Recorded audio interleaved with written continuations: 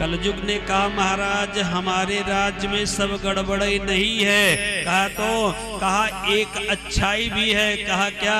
कहा और युगों में यज्ञ करना, तप करना, दान करना।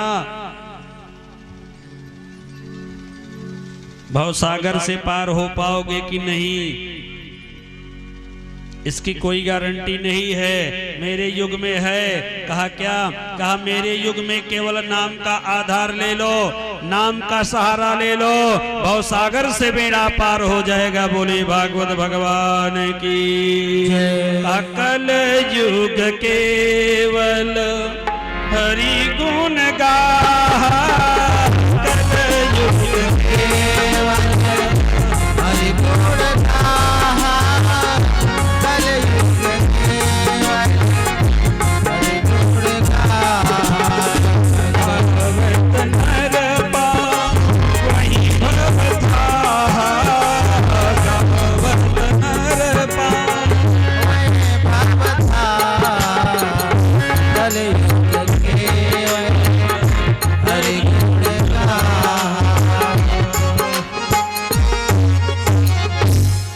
भागवत भगवान की जय हो। बस चंद्र मिनट में कथा को स्थल पे पहुंचाता हूं। समय हो गया है बस 5 मिनट। बोली भागवत भगवान की जय हो। कहा मेरे युग में केवल नाम का सहारा ले लो, बेड़ा पार हो जाएगा। परीक्षित ने भी कह दिया जाओ 4 जगह तुम्हारा वास हो। दूत पानम स्त्रियः सून। दूत जहां पे जुआ होता हो, जुए में कपट के रूप में कलयुग का वास है। पानम जहां पे मदिरा पान होता हो, मदिरा में मद के रूप में कलयुग का वास है। स्त्रियः जहां पर स्त्री गमन होता हो, वेश्यावृत्ति होती हो, वहां पर कुलसित भाव से कलयुग का वास है। और सुना जहां पे हिंसा होती हो वहां पर कलयुग का वास है। तो कलयुग ने सोचा कि राजा ना तो जुआ खेलते हैं, ना मदिरा पान करते हैं और ना हिंसा करते हैं, तो मेरे आने का कोई मतलब नहीं होगा।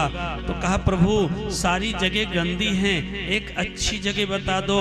तो कहा जाओ कांचन में वास करो। जैसे ही कांचन कहा बंधुओं, राजा परीक्षित के मुकुट में जो सोना लगा था उस पर जाकर के कलयुग सवार हो गया और उस स्वर्ण के माध्यम से, मुकुट के माध्यम से कलयुग राजा परीक्षित के सर पर सवार हो गया। बोलो भागवत भगवान की। और राजा परीक्षित से संत का अपराध करवा करके संत से श्राप दिलवा दिया कि जाओ, जिस राजा ने मेरे पिता के गले में मरा हुआ सर्प लपेटा है, सर्पों के पूर्वज तक्षक के द्वारा काटने से आज के ठीक 7वें दिन इनकी मृत्यु हो जाएगी। बोलो भागवत भगवान जय। श्राप लग गया और इधर वापस आए, मुकुट को निकाले, तब राजा परीक्षित को भान हुआ कि मेरे हाथों संत का अपराध हुआ। समीक ऋषि जैसे संत का अपराध हुआ और उनके पुत्र सिंगी ऋषि ने श्राप दे दिया।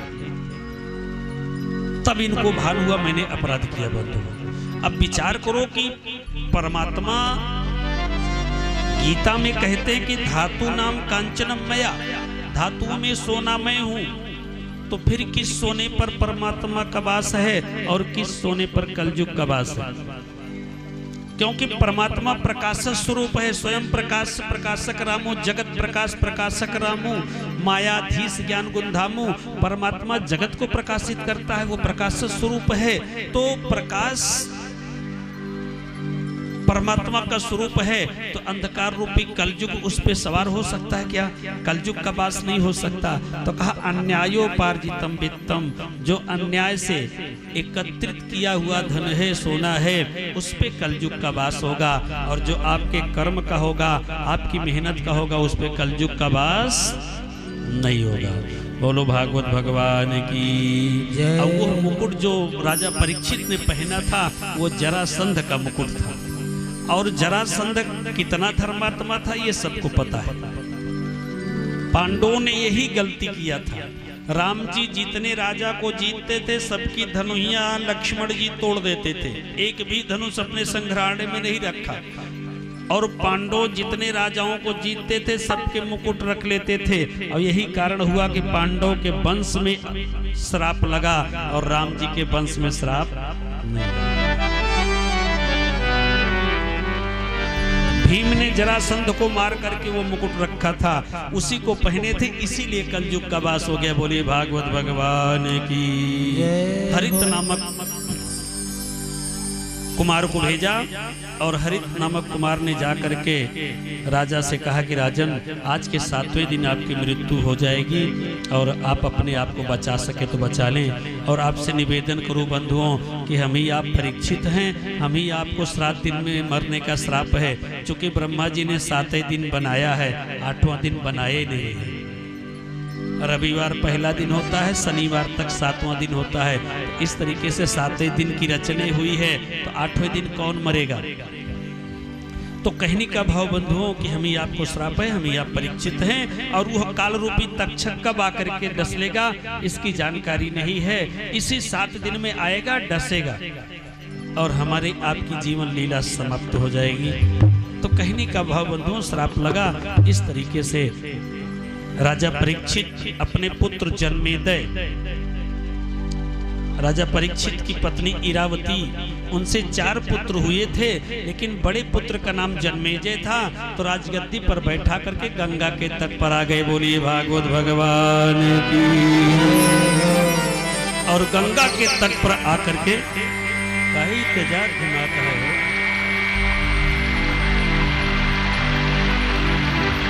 गंगा के तट पर आकर के विराजमान हो गए। और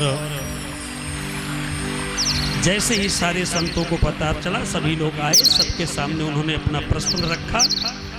कहा, ये बताओ कि उससे मुझे मृत्यु से भय नहीं है, लेकिन मैं नहीं चाहता कि मेरी अधोगति हो। तो अधोगति से छुटकारा पाने की कोई विधा हो तो आप लोग बताइए। किसी के पास कोई विधा नहीं थी, कोई जानकारी नहीं थी। तो कोई कहता था 2 महीने में, कोई कहता था साल भर में, कोई कहता था 6 महीने में। तब राजा परीक्षित को चिंता हुई, और राजा परीक्षित को चिंता हुई तो परमात्मा का सिंहासन हाल गया। बंधुओं, कहते हैं कि उत्तर दिशा से अवधूत वेश धारण करके राजा परीक्षित की सभा में प्रवेश कर गए सुखदेव जी कथा सुनाने के लिए। लेकिन आपसे निवेदन करूं बंधुओं कि राजा परीक्षित के कार्यकाल के 250 वर्ष पहले सुखदेव जी इस धराधाम को छोड़ करके चले गए थे। फिर राजा परीक्षित को कथा सुनाने के लिए कौन से सुखदेव आ गए। तो मैं आपसे निवेदन करूं बंधुओं कि परमात्मा से सहन नहीं हुआ। ये राजा परीक्षित ही एक ऐसे धर्मात्मा हैं जिनका जन्म धरती पर बाद में हुआ। इन्होंने परमात्मा का दर्शन पहले किया। तो ऐसे परम लाडले परमात्मा के भक्त राजा परीक्षित को जब चिंता हुई, वेदना हुई कि मेरी मुक्ति का उपाय नहीं है, तो परमात्मा से सहन नहीं हुआ। और परमात्मा स्वयं व्यास के पुत्र के रूप में आकर के राजा परीक्षित के सभा में प्रवेश कर गए। बोलिए सुखदेव भगवान की। तत्राद भवत भगवान व्यास पुत्रो यतिक्षया गामट मनोन प्रेक्षः। तत्राद अभवत, तत्राद भवत भगवान व्यास पुत्रो, भगवान तुरंत व्यास पुत्र के रूप में परिणित होकर के राजा परीक्षित की सभा में आ गए। बोले भागवत भगवान की। सारे संत उठ करके खड़े हुए, सुखदेव जी का स्वागत किया। और सुखदेव जी का स्वागत करके सारे संतों ने कहा, राजन समझ लो, आपके दरवाजे पर मुक्ति स्वयं चल करके आई है। आप मुक्ति का स्वागत करिए, बढ़ करके स्वागत करिए। राजा परीक्षित सुखदेव जी को ले आए, उनके चरणों में प्रणाम किए, व्यास आसन पर विराजमान किया, लक्ष्यदार बातें करने लगे। तो कहा, ज्यादा बोलोगे तभी तुरंत चल देंगे, इनको फांस दो। क्योंकि मुक्ति देने का एक ही सहारा है। तो हाथ जोड़ करके राजा परीक्षित आचार्य सुखदेव जी से प्रश्न पूछने लगे कि महाराज, जल्दी मरने वाले को क्या करना चाहिए? आज यही कथा को विश्राम देते हैं, कल पुनः 2 बजे से कथा संचालित होगी। आप सब समय से आएं और कथा में भाग लें। तो यहीं से सुखदेव जी ने जो उत्तर दिया है राजा परीक्षित को कि जल्दी मरने वालों को क्या करना चाहिए, यह कल कथा आपको सुनने को मिलेगी। और आपसे निवेदन करूं बंधुओं कि अब यहीं से शुरू होगा राजा परीक्षित और सुखदेव जी का संवाद। अभी तक आपने जितनी कथाएं सुनी, चूंकि भागवत के 4 वक्ता हैं, 4 श्रोता हैं, यही भागवत की कथा सूत जी शौनकाद ऋषियों को नैमी सारण में सुना रहे हैं। तो यही भागवत की कथा सनत सनंदन सनत कुमार जी नारद जी को हरिद्वार में सुना रहे हैं। तो यही भागवत की कथा मैत्रेय जी विदुर जी को संप्रास क्षेत्र में सुना रहे हैं, जो महाभारत के रूप में भी आप लोगों ने सुना हरियाणा में। और यही भागवत की कथा अब आचार्य सुखदेव जी राजा परीक्षित को सुनाएंगे प्रयाग की धरती पर। और यहीं से शुरू होगी भगवान के अवतारवाद की कथा। तो अवतारवाद की कथा में कल भगवान का जन्म है। तो आपसे निवेदन करूं बंधुओं कि भगवान के जन्मोत्सव में आप सब सम्मिलित हों और आसपास के लोगों को भी लेकर के आएं।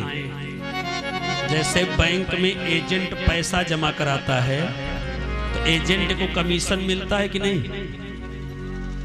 जो एजेंट पैसा जमा कराता है तो उसको कमीशन मिलता है कि नहीं? तो उसी तरीके से कथा में प्रेरित करके लेके आओगे तो परमात्मा के यहाँ आपको भी कमीशन मिलेगा। बोलो भागवत भगवान की जय। तो आप लोग ज्यादा से ज्यादा भगवान के जन्मोत्सव में सम्मिलित हों, क्योंकि मानव के बेटे के जन्मोत्सव में सम्मिलित होने के लिए साल में तो 4, 6, 10 बार आपको मौका मिल सकता है, लेकिन परमात्मा के जन्मोत्सव में सम्मिलित होने के लिए बड़े भाग्य से मिलता है बंधुओं। और जब बच्चा पैदा होता है तो क्या बढ़ता है? हाँ, बताने की जरूरत नहीं है, कल वही बंटेगा। कल भगवान के प्रसाद में सोठौरा बटेगा। और आइए हम आप लोग सुंदर भजन का आनंद ले। सारे ऋषियों के बीच में महाराज सुखदेव जी विराजमान हैं और राजा परीक्षित सन्मुख बैठे हुए हैं। संत लोग राजा परीक्षित से कहते हैं कि राजन समझो मुक्ति स्वयं चल कर आई है।